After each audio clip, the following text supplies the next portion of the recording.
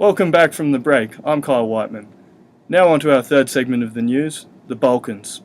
Angela, our Balkans correspondent, located in our Tirana studio, will be joining us here today about the main smuggling paths within the Balkans. She'll be focusing on Albania and drug trafficking. Angela, can you tell us what are the main smuggling routes in the Balkans today? Well, Kyle, there are a number of different routes, but let me give you some examples within the heroin trade. Heroin traffickers use three main smuggling paths. There is the northern route, the central route, and the southern route, usually originating in Afghanistan, making its way through Central Asia into countries of the former Yugoslavia and ending in Western Europe. Angela, can you tell us what the extent of the Albanian involvement in the drug trade through the Balkans is?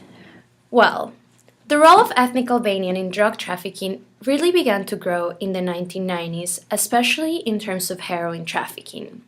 There is a large Albanian diaspora population scattered throughout the region and the world.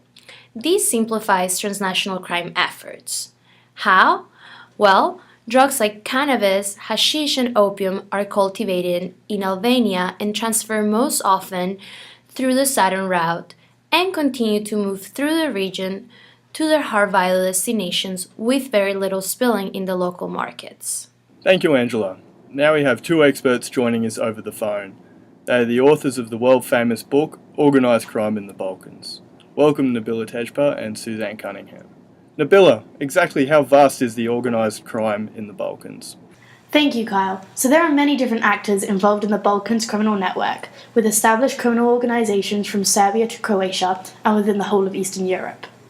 So how is transnational organised crime structured in the Balkans, and who would you say are the primary actors? With transnational organised crime, mafia networks constitute a significant portion of the organised crime within the Balkans. The main actors who have the deepest established networks within the organised crime rings are said to be the Albanian mafia and the Serbian mafia.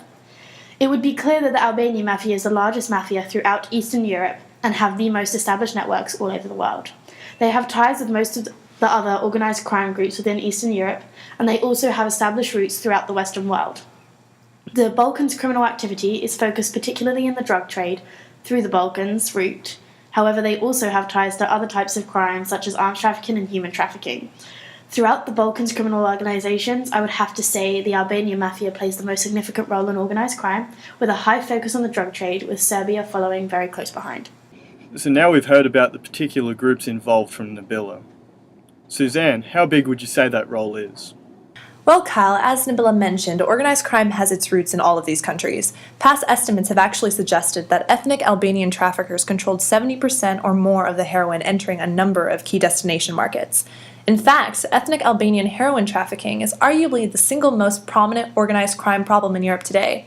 So, Kyle, I'd have to say that's a pretty big role. Suzanne, it seems that these groups are rather sophisticated. How did they manage to get past law enforcement efforts? Well, Kyle, the problem in the Balkans is that law enforcement and organized crime are intertwined. Corruption's a huge problem, and organized crime networks have succeeded in infiltrating the political and security space. Another issue is that there hasn't been a substantial amount of reform since the 90s. For example, in Serbia, many of Milosevic's old cronies are still in power, many of them still wanted for war crimes.